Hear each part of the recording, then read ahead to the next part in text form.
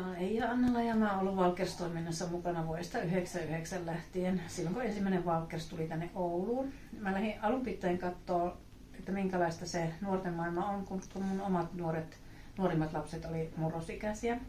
Ja sitten hän koukutti sillä, että täällä on niin mukava porukka niin muita vapaaehtoisia. Ja sitten niin mä tykkään erityisesti tuossa, kun käydään jalkautumassa.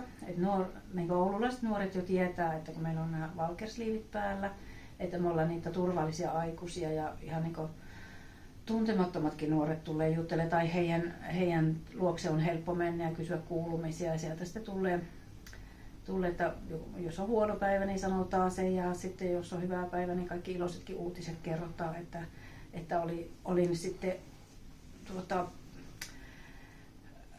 kenen kanssa tai niin isommassa porukassa jalkautumassa tai sitten vähintään 2 pitää olla, että tuo nuorisotyöntekijä ja sitten 1 vapaarit. Vapaarit ei yksin voi mennä sitten tuonne jalkautumaan.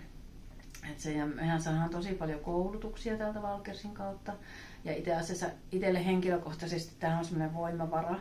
Eli että mä käyn lataamassa akkuja täällä Valkersilla, että joskus kun on omat voimat niin vähissä, että ei tahdo millään jaksa lähteä mihinkään, niin mä mietin, että tulisinko tänne, jos mä saan itteni tänne kuljetettua tai tultua, niin sitten tätä ihan älyttömästi saa sitä virtaa. Ja aina nämä kohtaamiset on niin 2 suuntaisia, että vaikka sä oot se turvallinen aikuinen niille nuorille, niin kyllä ne nuoretkin antaa sitten sitä omasta elämästään niin opettaa. Ja se on niin se ja niin just tänään ajattelin se, että ihminen on sitten vasta rikas, kun sillä on jotakin, mitä ei voi rahalla ostaa.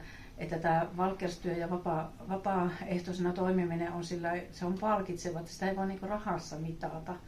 Ja tosiaan sitten täältä saa niitä hyviä koulutuksia, että nytkin on ilmoittaudu yhteen koulutukseen, että se on niin meille vapaareille ilmainen ja on tässä vuosien saatossa saanut aika paljon päivitettyä, muun muassa hätäensiapua ja mitä kaikkia muita koulutuksia niitä on. Ja sitten tämä on, niin kuin Valkersillahan on koko aika hoettu, että tulet tänne sellaisena kuin olet, niin todellakin me olemme aika kirjava porukka, mutta niin on nuoretkin ja sitten kaikki on niin kuin, me ollaan niin kuin erilaisia, mutta kuitenkin sama-arvoisia.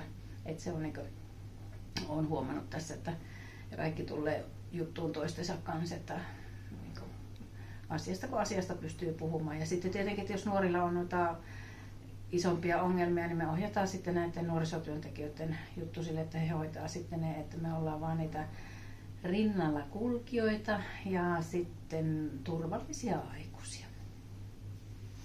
Sen pituinen se.